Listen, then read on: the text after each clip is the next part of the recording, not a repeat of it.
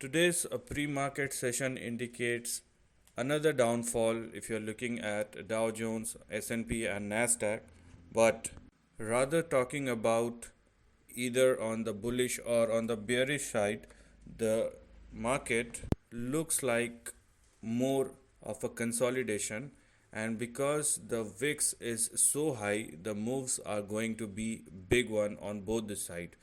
So as I can see, Dow Jones is currently trading at 33,440 as far as the futures are concerned, which is down by more than 290 points.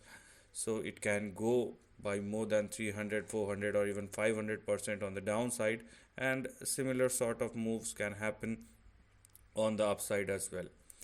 But instead of that, if you are looking at the overall context of the Wall Street, you can see the energy basket is performing well, the biotech companies are performing well, the theriatrics companies are performing well. There are some index stocks where you can see buy on dips kind of market.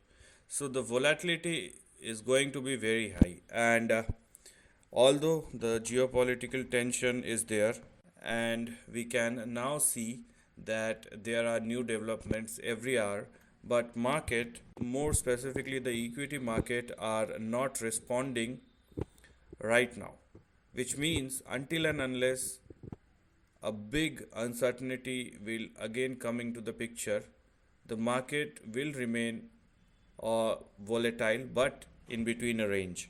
The most important thing you can do right now are: number one, if there is a company which is cash rich, which is generating regular cash flow, and which is not impacted, I would say, more than with this conflict or the geopolitical tension, and the business is smooth, then you can look at those companies with a buy on dip strategy. Number two, there will be some sharp trading swings that are quite visible on the stocks right now. So until and unless you understand what you are doing, do not simply jump in any trade without understanding the risk. Also, looking at the crypto basket, there are news that crypto exchanges are happening, and because of this, there will be some cryptocurrencies which will make some very volatile or sharp moves. So, without any understanding of this, it's better not to go and try your luck out as far as the cryptocurrencies are concerned. Now, there is one more important thing, because today, or this is the last trading session of this week, so people are going to be very skeptical whether they carry forward their position for the upcoming week or not. If they don't, if they are not very much on the bullish side, then obviously the longs will be less in this current market, or nobody wants to take additional amount of risk which they cannot handle, and the kind of uncertainties which we have here.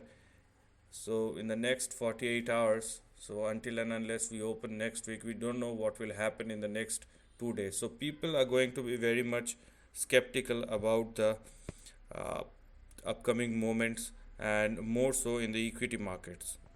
So if you are a trader, obviously if you are not a professional trader, do not try to do some extraordinary things or mischievous things in the stock market until and unless you are very sure what you are doing, because the risk is very high. And I would say this is very good for those who are looking for the next 2.5 years or 3 years, because right now stocks are giving you huge amount of opportunity or buy on dips kind of strategy.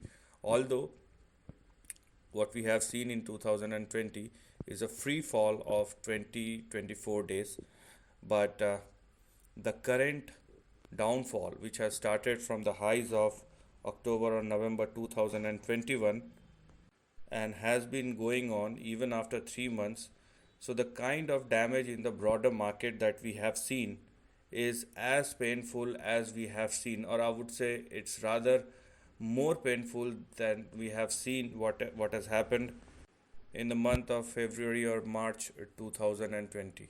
So you need to be very much skeptical right now. So for short term, volatility is going to be very high. The range will expand.